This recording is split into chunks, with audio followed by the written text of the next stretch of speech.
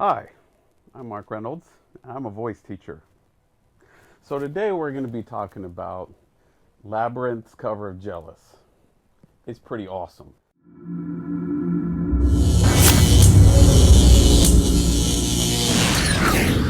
When I first saw this video, I was absolutely excited about what I was seeing, both in terms of what they're communicating and what they're doing with their voice. There's a lot of cool stuff. So what we want to talk about today is some things that I think would have made it even better, and some of the amazing things they're already doing. So hopefully it helps you become a better singer.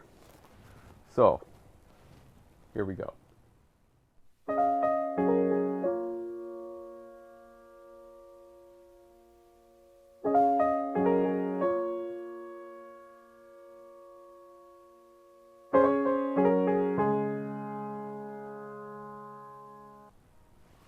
First of all, I want to point out to you here as you're watching how you're noticing his breathing. It's really expressive.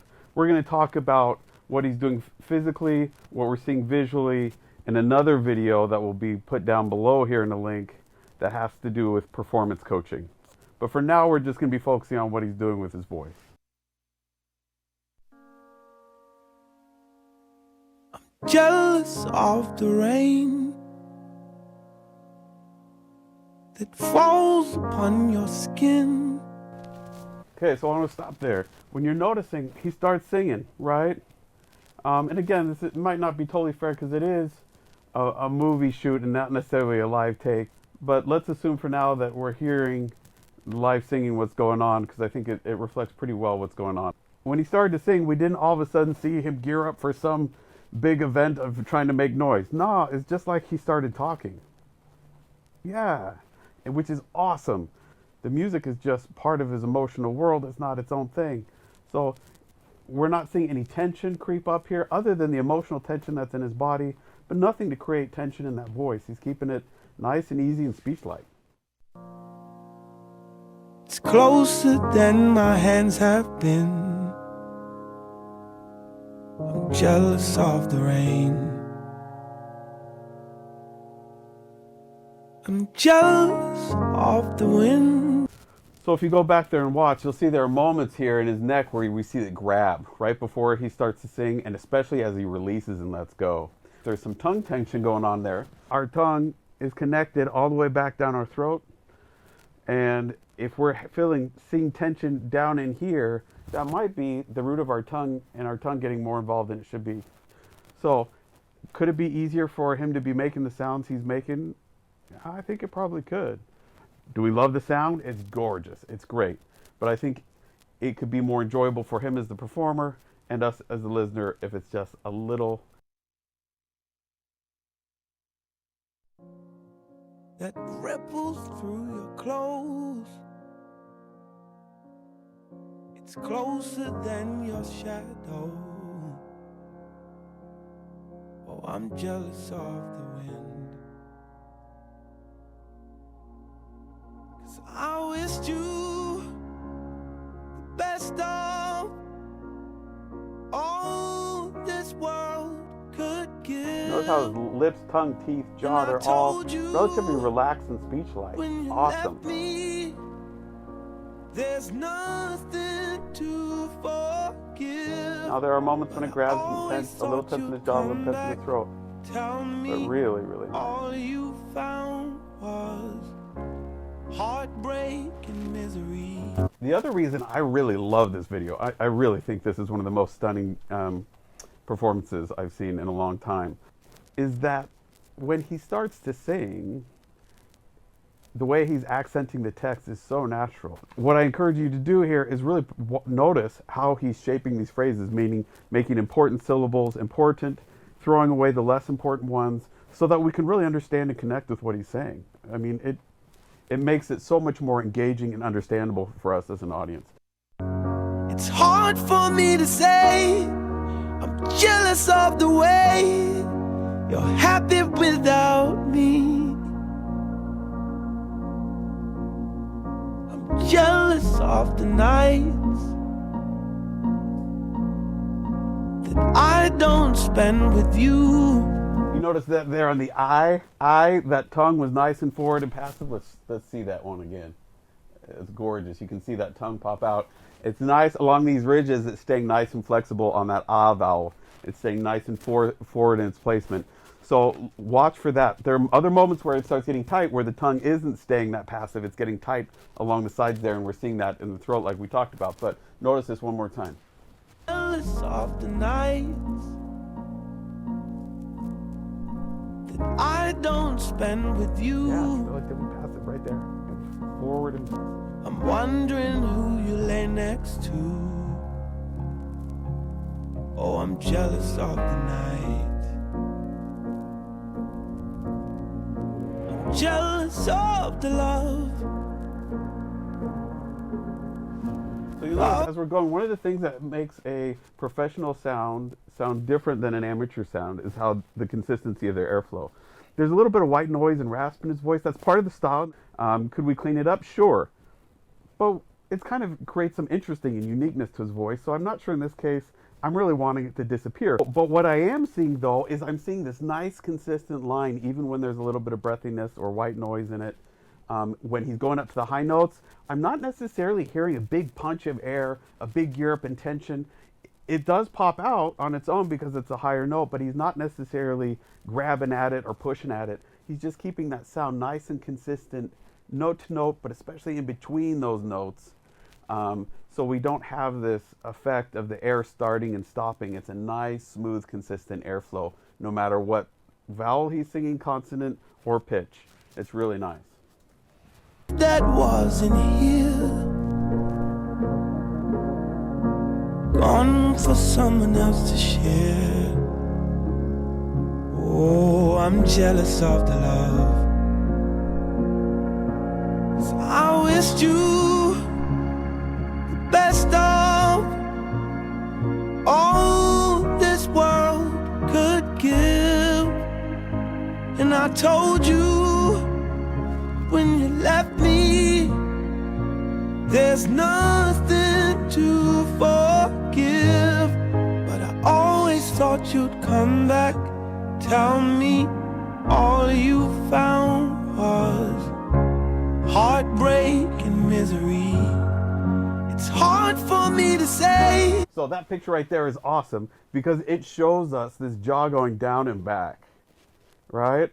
Which is exactly what we want it to do. We don't want it just to drop straight down, and we don't want it to like go straight back, but we do.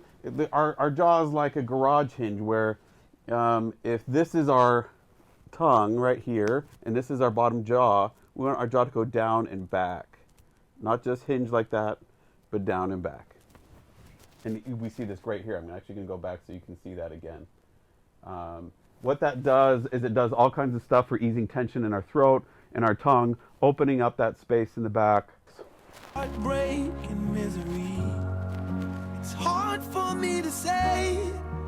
Now you'll see there's some tension here where it creeps in, where you see the jaw start jutting forward. So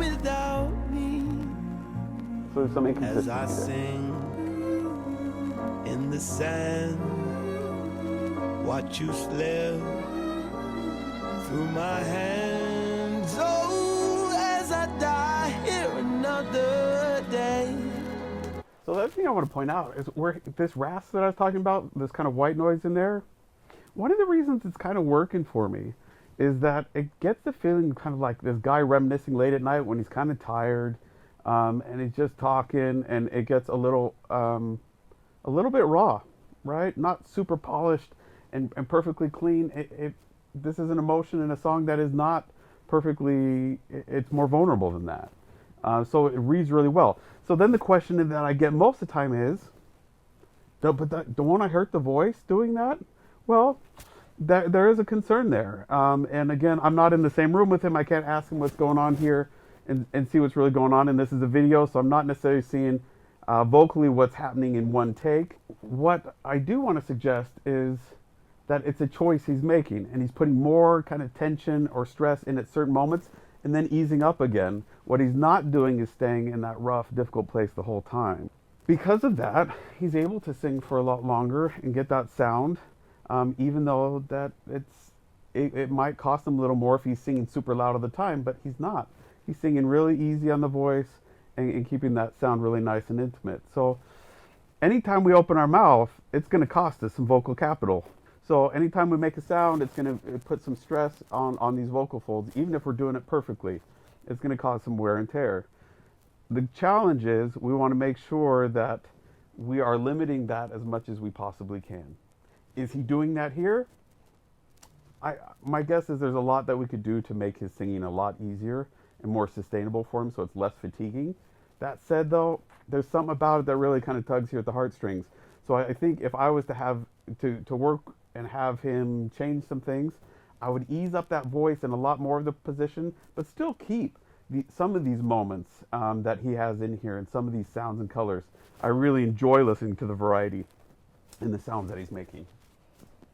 'Cause all I do is cry behind the smile I wished you. What you notice there as he's singing, when he gets these higher loud notes, he is not opening his mouth, the kingdom come. Whistle! It's not what he's doing, right? He's keeping the front of his mouth pretty close to speech-like. It's open and he's talking like he's really animated and means something, but what we're not seeing is this overextension here. If we overextend there too much, it messes with the vowel, and so it makes it hard to understand, and it actually can also lead to greater tension here in the back and stress, and also close down that resonant space depending on how we're opening up that jaw. So I really appreciate that I'm seeing there that he's not putting tension and stress where it doesn't need to be. Really what we're needing is this release open space in the back to create that resonance, and not necessarily that big wide open space in front. If you imagine a guitar, right? It's this big acoustic body that's all shut off except this little hole. Same thing here. Our resonant space is here in the back with this little hole here in the front of our mouth. It's a great way to make wonderful, easy sound that's resonant without any press and force. Best of all this world could give, and I told you when you left me, there's nothing to forgive. So as we're listening here, you're hearing kind of this press. We respond to it well because it gives us this sense of emotion and connection and this intense kind of pain he's going through, like, ah! But it's not necessarily great for our singing. I think we could get the same quality, the same need with some of it, but create a little bit more balance. So there's a little more airflow coming through those vocal folds with a little less pressure and force of those vocal folds coming together. Some really great ways to deal with that and get that balance of speed of air coming through those vocal folds and quantity with that force of vocal folds coming together are some straw exercises that I put links to here down below. I want you to go back and try some of those out. And you're going to notice that if we get that balance of force of the vocal folds coming together with air coming through them at a more balanced place, we can still kind of get this emotional feel to it without that press and tension underneath those vocal folds. Always thought you'd come back, tell me all you found was heartbreak and misery. It's hard for me to say, I'm jealous of the way you're happy without me. It's hard for me to say. Okay, I also want to point out here, one of the reasons we'll accept some of the things that we might consider mistakes, like the little crack at the end of his singing, or some of the tension in there, or some of the white noise, is because of the emotion it helps us feel. Second thing is, he's keeping that placement forward, so it's a consistent sound. So even though there are issues with it, that consistency in the placement, he's keeping it nice, forward, and buzzy the whole time, and it's staying real, the air's moving along, and he's doing an awesome job making this gorgeous sound that, even though it's got flaws, we'll accept because it's consistent. He's not making big changes in his voice that make us think, whoa, that sounds like a totally different voice, which is not what we want. What we want is to hear this nice, consistent voice that has moments where it's human. It makes mistakes here, especially in a song like this, where those mistakes don't sound like mistakes. They sound like they're a result of his emotion, which enhances what we're understanding here in hearing. So what I'm suggesting here is that there are things that we can do that would make this sound even easier, that would make it more sustainable for him, might even make it more pleasant to listen to. But his consistency of sound and what he's creating and the emotion he's tapping to, the sincerity, the authenticity, is really moving and it's really engaging. Again, I think this is one of the my favorite performances that I've watched in a really long time. Jealous of the way you're happy without me.